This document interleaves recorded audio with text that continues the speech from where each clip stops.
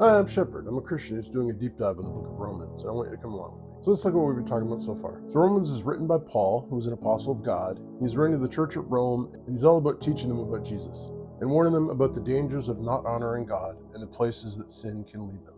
He wants them to know that God is not a fan of hypocrites, to say the least. And in the last video, we looked at how Jesus is going to be the judge for everyone, regardless of what they were told. That brings us to today, where we look at Romans chapter 2, verses 17 to 24.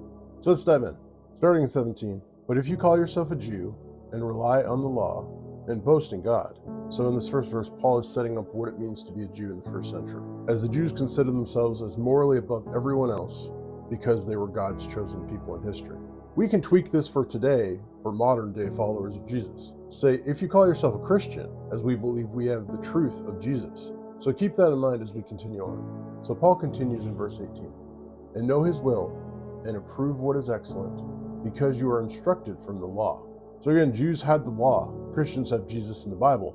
We both know better and should be living accordingly. Paul continues with this in verses 19 and 20. And if you are sure that you yourself are a guide to the blind, a light to those who are in darkness, an instructor of the foolish, a teacher of children, having in the law the embodiment of knowledge and truth. So here is where Paul drops the hammer, as he's giving us the title of guide, light, instructor, and teacher, which are all honors and privileges we have as being part of the family of God.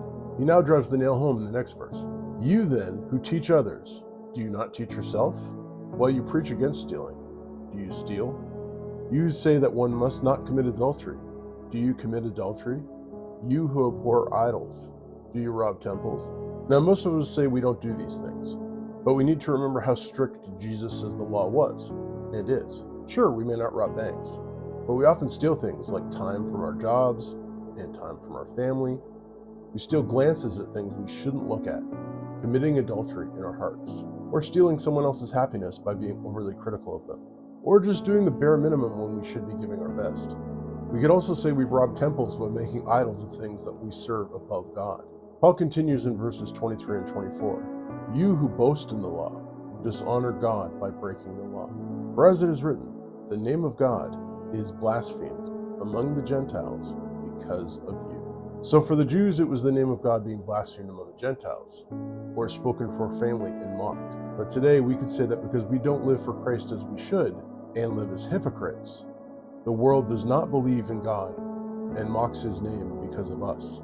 So whether it was the Jews back then or Christians now, Paul is calling us to live holy lives and leave hypocrisy behind us, so that the world will know that God is real and Jesus is the Lord. That's it for this section. Come back next time, we're going to finish chapter 2. Thanks. God bless.